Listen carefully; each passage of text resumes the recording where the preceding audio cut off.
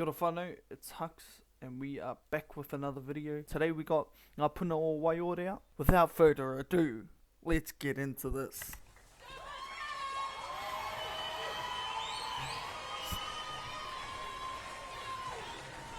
Ooh, staunch walkout. They want to fight, eh?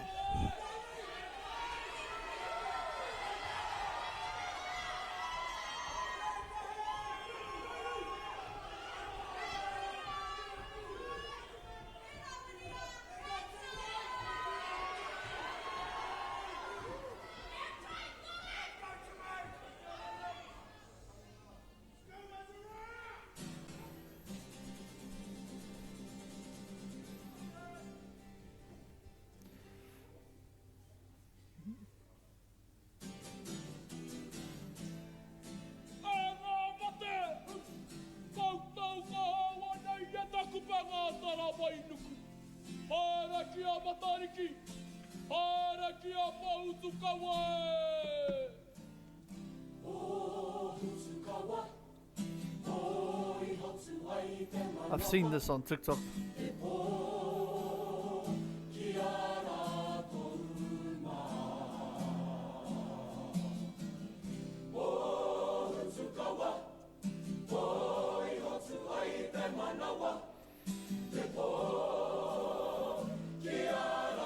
She got the vibrato chin.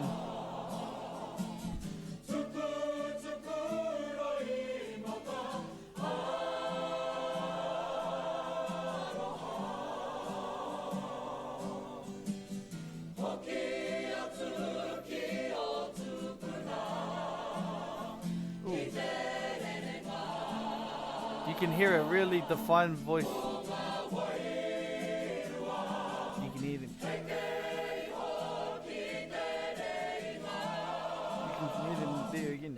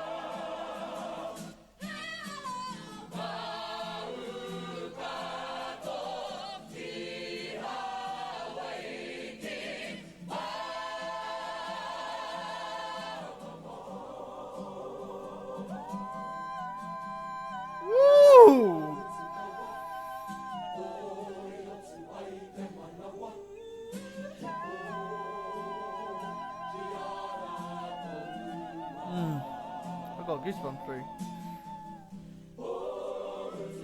You can't even see them. I'm too black.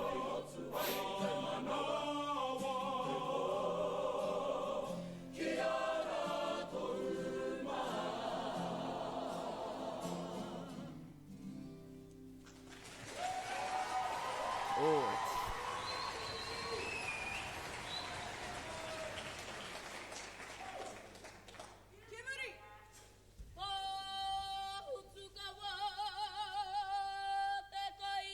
oh my gosh, too long for me, sorry. My attention's already gone, but we're doing it for you.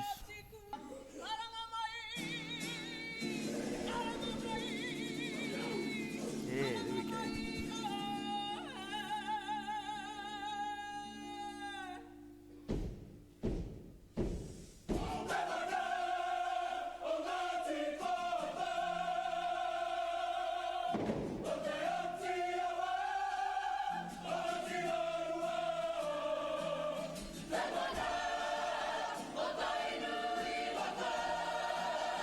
Woo!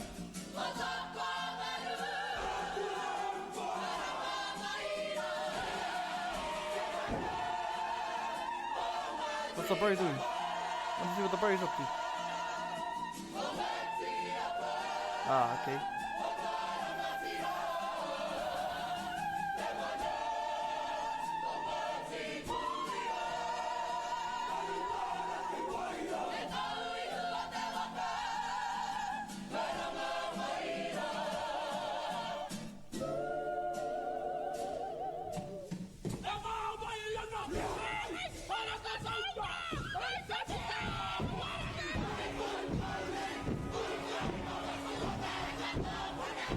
Nice.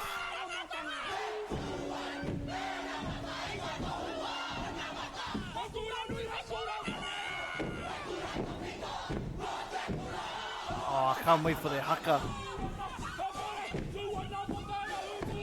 Nice.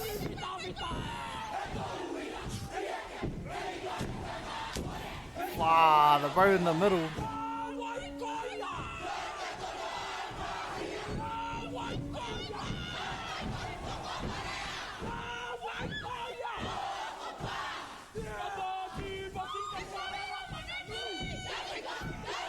Nice. Dude.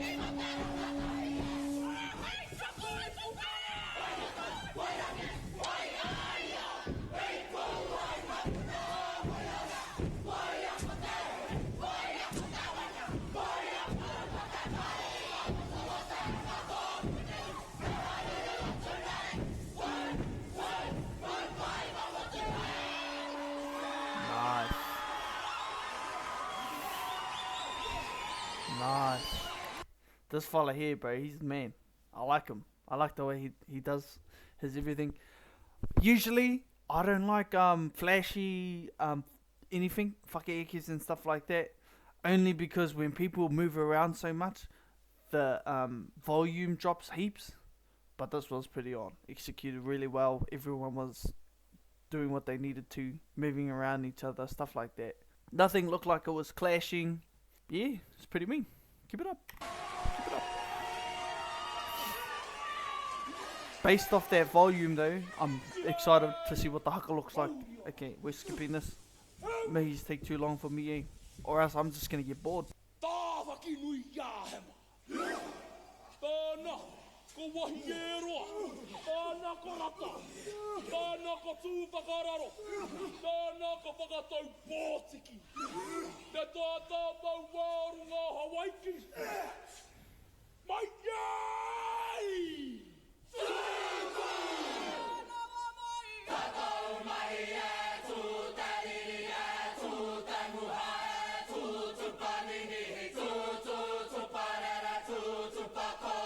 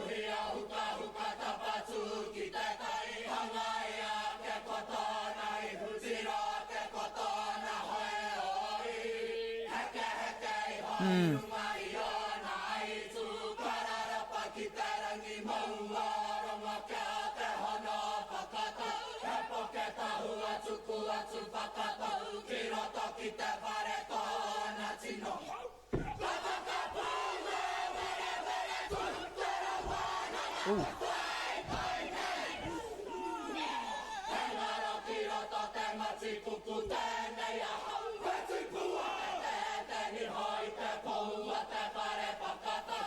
I'm gonna be honest. I'm gonna be honest. I've already said this in the last video. I don't like motiateo like this.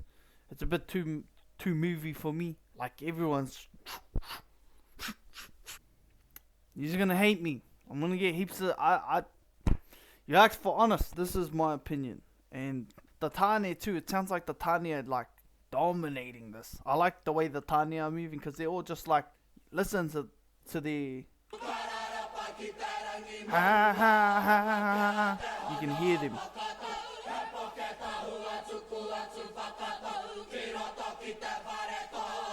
I feel like the notes not friendly for both of them. Just for the Tane, really. And just too much movement, man. Like you look.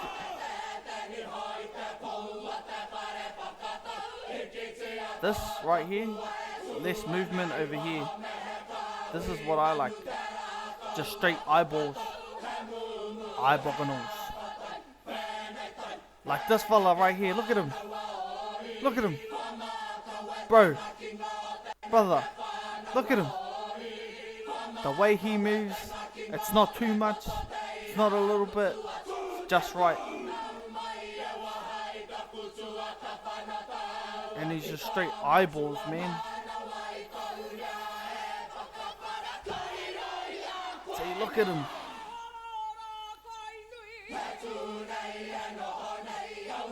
They should just copy and paste him so I can just watch him do the motiateo. See, too much movement, cuz. For me. Too much movement for me.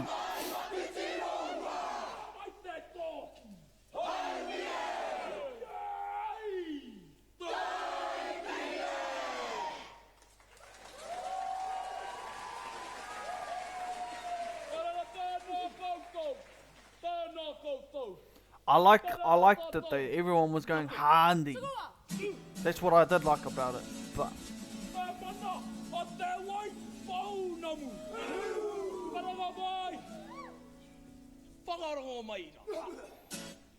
I will. Don't worry.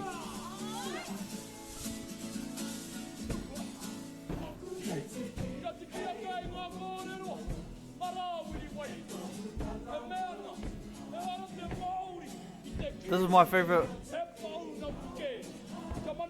This is my favorite waiata aringa.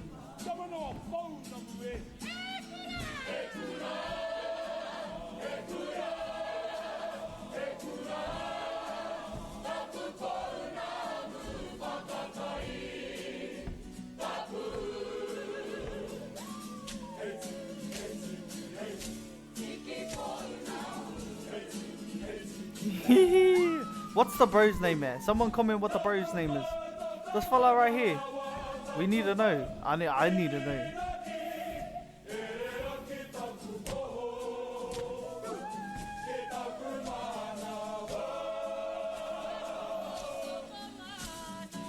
Ooh.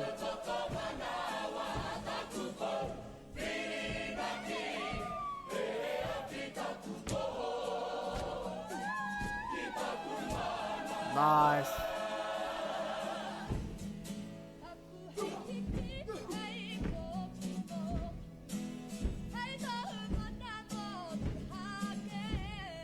Ooh, okay.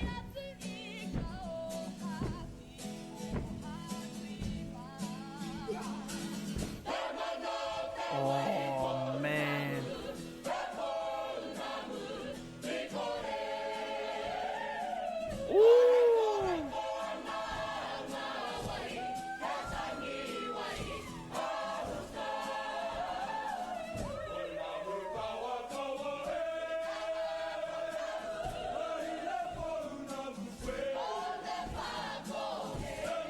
Nice.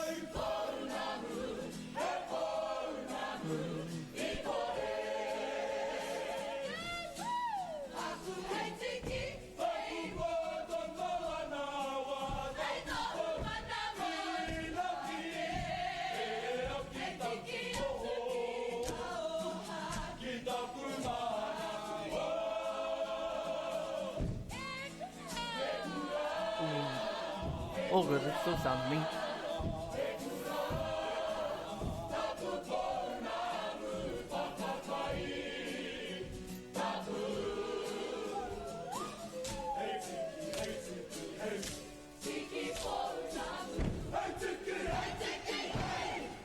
Nice. I think that's my favourite waiata aringa.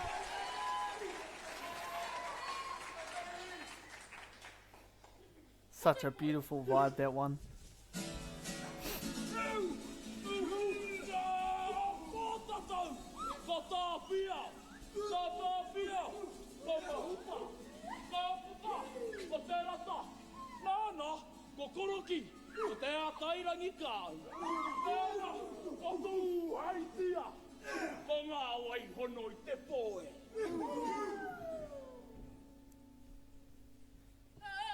I like his little run.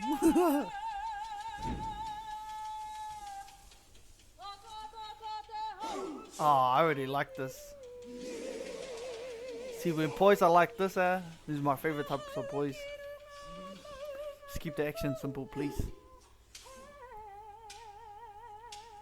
Yeah.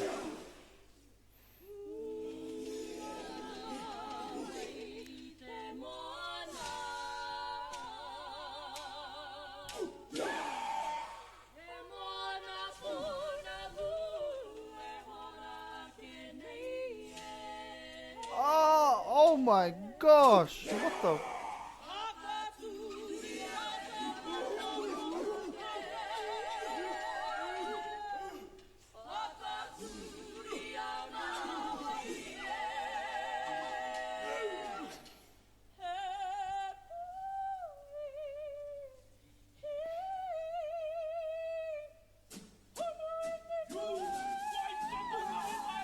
Oh!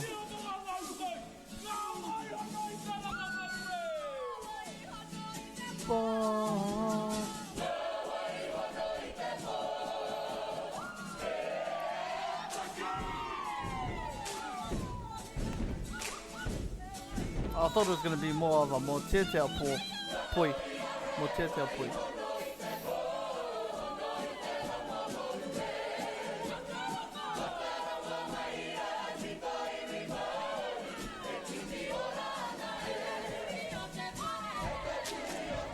Yeah.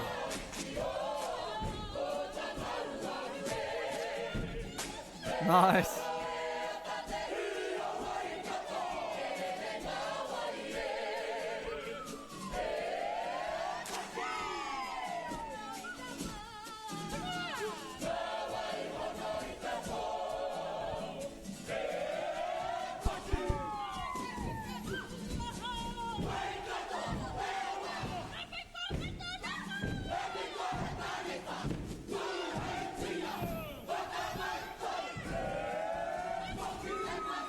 Yeah.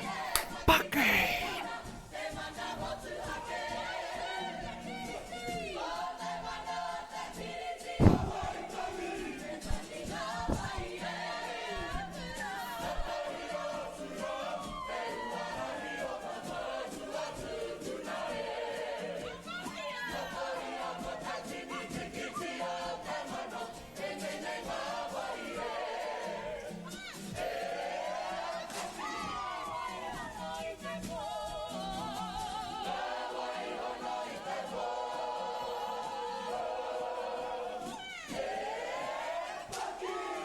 Nice.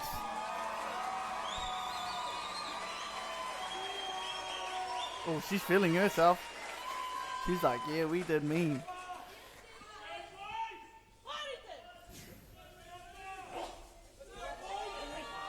Oh, yes. Go hard, you fellas. Ooh. Yeah.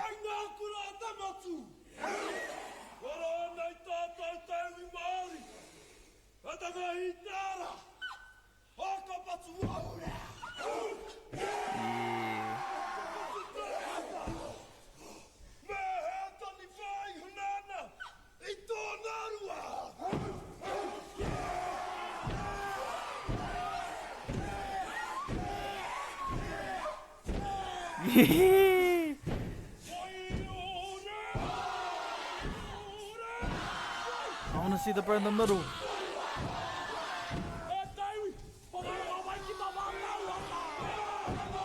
Nice. Yeah. Look at him, bro.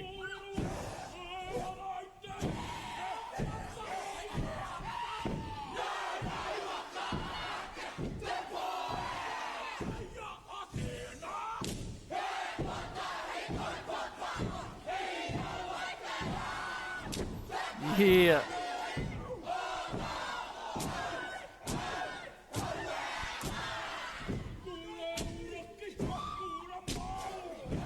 Yeah.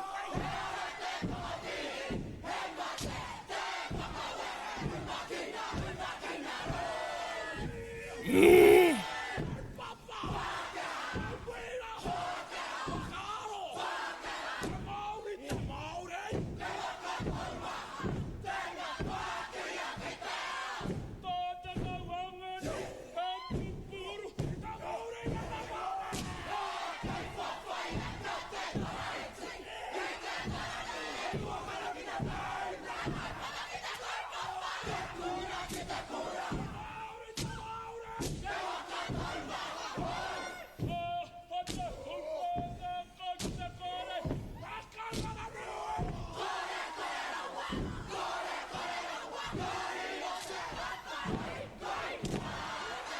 Yeah.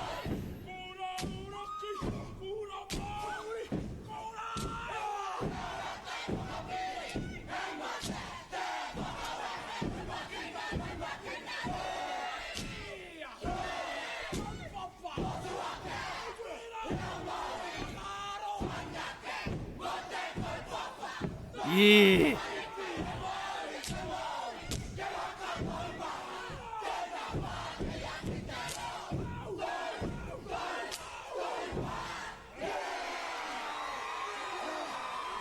Ah. That was solid. The bro, I'm not gonna lie, G, for me, you've been the highlight of this whole bloody bracket. Because you're just going hard the whole time. And your style was just me.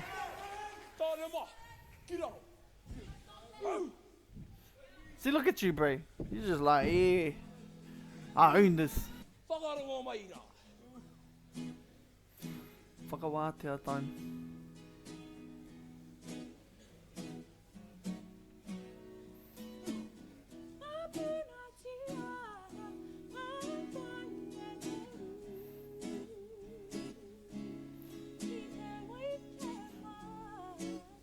No full glazing, but look at the bro. Look at the way the bro looks at her. Like, it's like genuine, you know.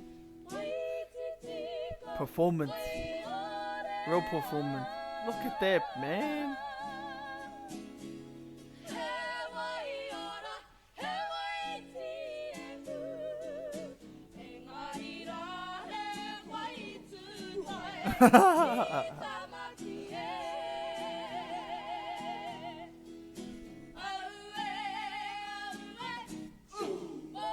Yeah.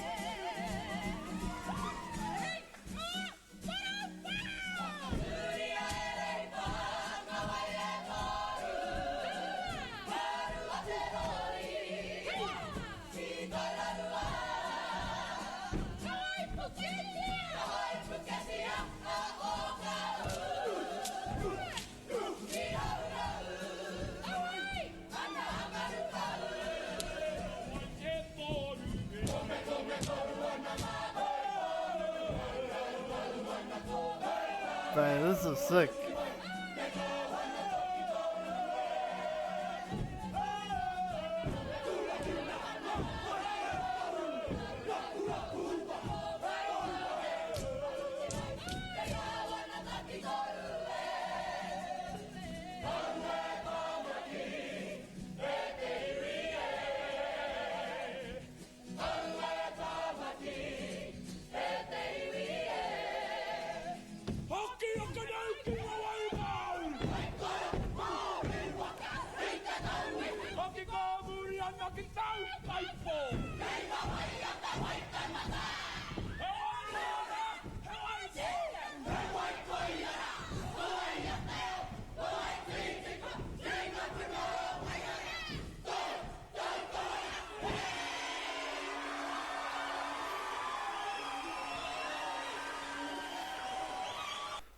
overall consensus, let's get it, bro. Waiōrea, I don't really like Waiōreas. They're boring, they bore me.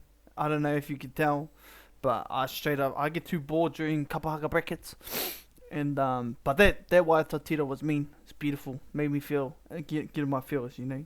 All good. That was mean as. Mean Waiōrea, whakaeke was solid as. See, I base haka, like, my favourite part, I don't know about yous, but my favourite part of a bracket is the haka. And I always base the haka based off the whakaeke. So if you start off, if the tāne start off like 100% in the whakaeke, then I know, the haka's gonna be mean. And when it comes to the haka, if they drop and it sounds too quiet, like not like how it did before, then that's what I base it off. But if they're hard and they're actually louder than the whakaeke, that's what makes a good haka. And actions and everything else too, but I just love when people just go hard, eh? And so haka was mean. Haka was solid.